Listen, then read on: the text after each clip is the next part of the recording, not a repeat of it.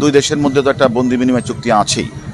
এখন এখন যদি প্রয়োজন হয়, তদন্তকারী কর্মকর্তা যদি প্রয়োজন মনে করেন, তাহলে অবশ্যই ঊর্ধ্বতন কর্তৃপক্ষের সাথে কথা বলে সেক্ষেত্রে আমরা আপনারা যে প্রশ্নটি করেছেন সেক্ষেত্রে আমরা চেষ্টা করে দেখতে পারি। একটা লাস্ট প্রশ্ন যে ওই যে ঘরের মধ্যে মার্ডারের যে পিও, সেখানে সাহেব ইনসাইডে একটা সিসিটিভি ক্যামেরা ইনস্টল ছিল, যে ক্যামেরা কাপড় দিয়ে বা কোনোভাবে আটকানো হয়েছিল বলে আমরা খবর পাচ্ছি। এতে কি কোনো ওই মেয়েটার কোনো ইনভলভমেন্ট ছিল? আসলে আপনাকে আমি যে কথাটা বলছি, আমরা মেয়ের সাথে আমাদের কথা হয়েছে, মূল ঘাতকের সাথে কথা হয়েছে, অন্যান্য আসামির সাথে কথা হয়েছে। আমরা সকল তথ্যগুলি আমরা বিচার বিশ্লেষণ যাচাই বাছাই করছি এবং আমরা সেগুলি যাচাই বাছাই করে তদন্তকারী কর্মকর্তা এবং তার বিজ্ঞ আদালতে তার রিপোর্ট প্রেরণ করবেন।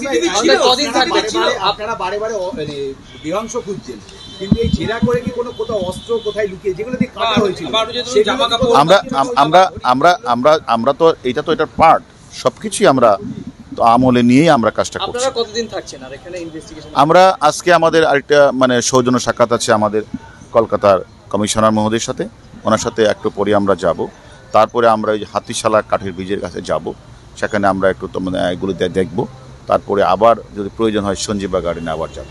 আমরা হয়তো ক্যামেরা কি ভেতরে আছে ইনসাইড প্রেমিসেস, মানে এটা আমরা আমরা আমরা আমরা দেখছি। আমরা এগুলি এখন সবকিছুই তো তদন্তের সাথে সবকিছু তো বলা যাবে না, আমরা আপনাদেরকে পরবর্তী পর জানাবো। সাংসদ সাহেবের পোশাক আশাকগুলো কোথায় ফেলা উচিত? সবকিছু আমরা তদন্ত